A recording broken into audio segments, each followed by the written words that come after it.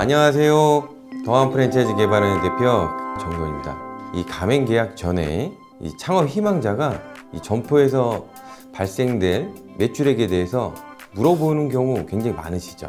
1년 동안 점포 예정지에서 얼마 정도의 매출액이 나올 건지 맞춰보라는 건데 이게 정말 쉽지 않죠. 그래도 법은 법이기 때문에 가맹본부가 이런 내용을 몰라서 공경에 처해지면 안 되기 때문에 이런 관련 내용에 대해서 알아보도록 하겠습니다. 첫 번째, 예산 매출액 산정서 제공 의무입니다. 이 가맹사업법 제9조에서는요, 장래에 예산 매출액 등에 대해서 정보를 제공하는 경우에는 반드시 서면으로 제공하고, 또 가맹점이 100개 이상 되는 가맹본부는 예상 매출액 산정서를 의무적으로 제출하도록 규정하고 있고요.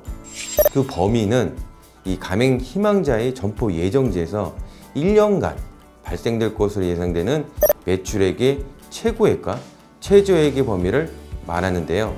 무턱대고 1년 동안 발생될 금액이 10억에서 100억이라고 하면 너무 허황된 얘기가 될 수 있어서 법 규정이 무의미해질 수 있기 때문에 이런 경우에는요, 최고액은 최저액의 1.7배를 초과해서는 안 된다, 이렇게 규정하고 있습니다. 그리고 예상 매출액을 산정하는 그 근거는 반드시 객관적인 근거를 가지고 제시하도록 하고 있습니다. 다음은 영상의 핵심 내용인 매출액의 산정 방법에 대해서 알아보도록 하겠습니다. 매출액에는 3가지 내용이 기재되어야 합니다. 첫 번째가 점포 예정지에 관한 사항, 두 번째는 주변 상권에 관한 사항, 세 번째는 예상 매출에 대한 사항인데요. 이게 핵심입니다. 그리고 이 예상 매출액은 크게 2가지로 나눠줄 수 있는데요. 첫 번째는 가맹본부 예측에 의한 방식과 두 번째, 인근 가맹점 매출액을 활용한 방식, 이렇게 2가지가 있습니다. 첫 번째, 가맹본부 예측에 관한 방식에 대해서 좀 더 알아볼게요. 자, 먼저 매출액의 범위는요, 1년간 발생된 금액을 최저액과 최고액의 차이가 1.7배 이내에서 제공하게 되어 있습니다. 즉 1억에서 1억 7천 사이로 제시를 해야 합니다. 이런 매출액의 산출 근거는 4가지로 구분이 되는데요. 그 첫 번째는요, 점포 예정지와 상권 형태가 유사한 가맹점의 직전 연도 매출액을 5개 정도 산출 근거로 제시하는 겁니다. 두 번째는 예정지와 상권 형태가 유사한 가맹점 직전 연도의 공급 평균 물품 공급액을 약 5개 정도 그 산출 근거로 제시하는 방법입니다. 세 번째는요, 예정지의 유동인구와 1인이 한 번에 얼마나 구매하는지에 대한 비용을 그 근거로 제시하는 방법인데요. 그리고 네 번째는 예정지와 그 상권 형태가 유사한 가맹점의 직전 연도 평균 매출액에 그 입지 여건에 이 가중치를 적용하는 것인데, 이 공정위 표준 양식 개정 정문에 의하면요, 주변 상권의 경제 정포의 수와 또 임대료 등을 파악해서 그걸 또 등급을 나눠서 제시하라는 건데, 이건 저도 자신이 없습니다. 지금까지 이 가맹본부 예측의 방식에 대해서 설명을 드렸고요. 이 두 번째, 인근 가맹점의 매출액을 활용한 방식에 대해서 설명을 좀 드리도록 하겠습니다. 자, 점포 예정지가 속한 이 광역자치단체 기준으로 점포와 가장 가까운 수로 5개의 가맹점 중에 최고와 최저의 매출이 나온 매장은 빼고, 그 가운데 3개의 매장을 이 산출 근거로 면적당 매출액을 제시하는 경우인데, 이 또한 5개가 안 되는 경우에는 근거로 사용하기 힘들기 때문에 첫 번째, 예측에 의한 산출 근거로 진행해야 합니다.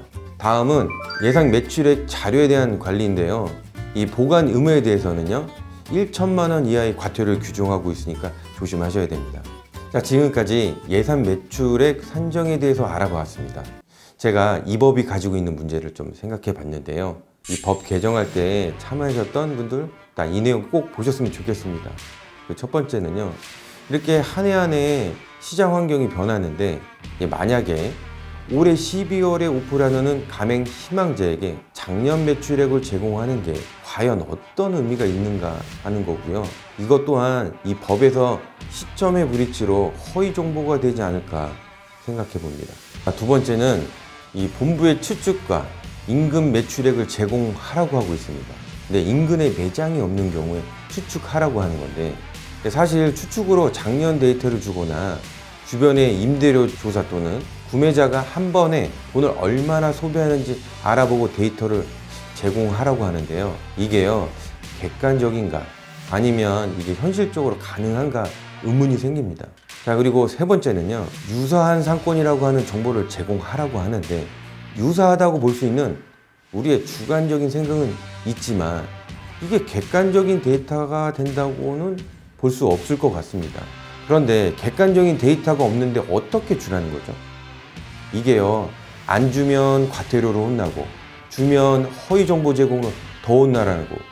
사실 이거 어쩌라는 건지 저도 설명하기 너무 힘듭니다. 자꾸 이 가맹본부만 나쁜 놈으로 몰아가는 것 같은데, 잘못된 정보보다는 친북으로 안 주고 차라리 혼나는 게 더 낫겠다 싶습니다. 그러면 이거는 계속 법을 위반하도록 법이 만들고 있는 것 같습니다.